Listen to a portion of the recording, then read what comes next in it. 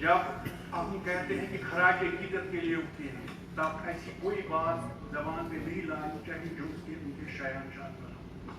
हमारे इख्तिलाफ किसी भी के साथ हो सकते हैं, लेकिन जब अकीदत की बात आई तो वहां से वो जो नेगेटिव थी वो भूल जानी चाहिए। यही इखलाक है,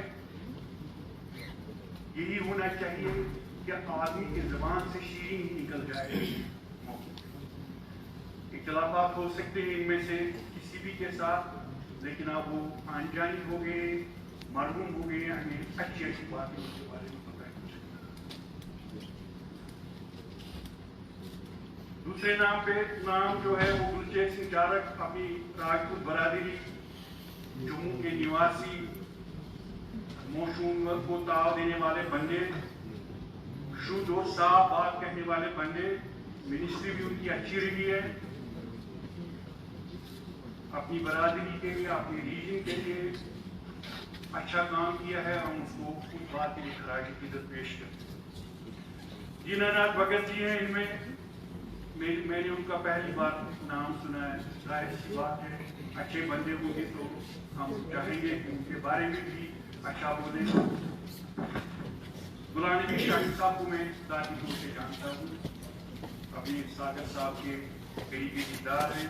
मुझे वो दिन भी याद है जब उनका वो ब्लास्ट में वो टांग उस वक्त 1995-94 का ये वाक़ा हुआ था। वहाँ पे बड़ी मुश्किल से बच गए, अपनी ज़िंदगी के आखिरी अयाम मेरे वालिद साहब की तरह बड़े कसम खुशी के में निकाले। क्योंकि आपको पता है जब किसी को भी गोली लगती है ब्लास्ट को, उसका तकलीफ वही जानता है जिनके घर में ऐसा कोई पेशेंट हो। एक साबरमती के आदमी जब भी बोलते थे नफीस, उनकी जबान अच्छी, मैंने हमेशा उनको देखा अच्छे अफवाह उनकी जबान से किसी के बारे में कभी मैंने उनका बुरा कहते हुए नहीं सुना।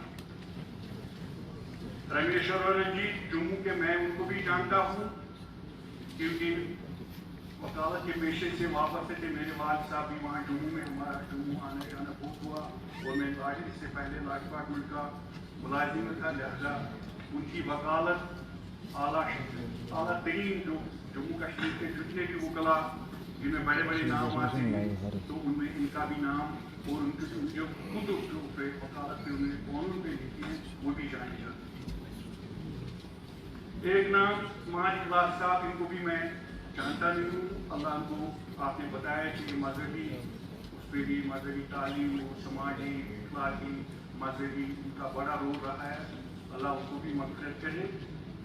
और दुख की बात हुई जब महासुल्तान कोयरी का नाम पहले नहीं है, आज सुबह ही हमारी व्हाट्सएप पे मैसेज आई सेक्रेटरी असेंबली की जानिब से कि आला तरीन लेजिस्लेटर 77 से 77 साल आपकी फरमान, मैं भी जानता हूँ 77 में आपके साथ रही, एक खुशशक्ल इंसान हसमुख उनका नाम, मुझे पता नहीं क्या वजह है कि हमारे डिस्ट्रिक्ट में सब जानते हैं कि ये यहाँ से इसी साल गुजरे फिर भी इनका नाम है।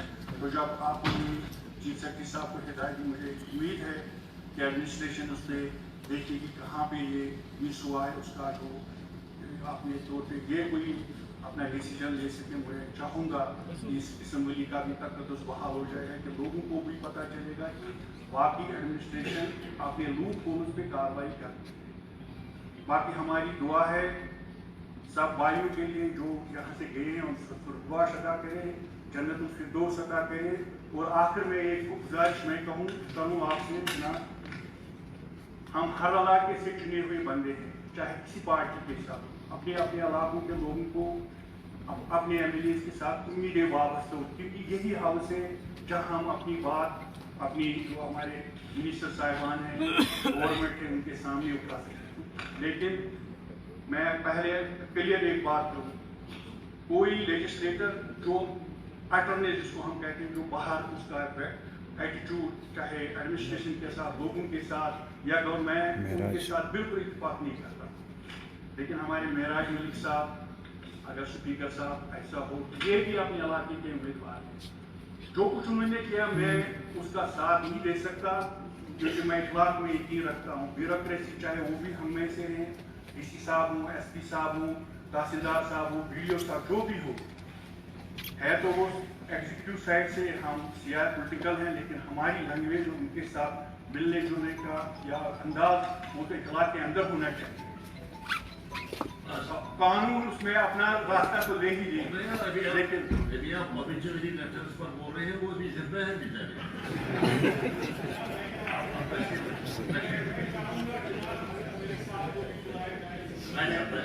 Thank you sir.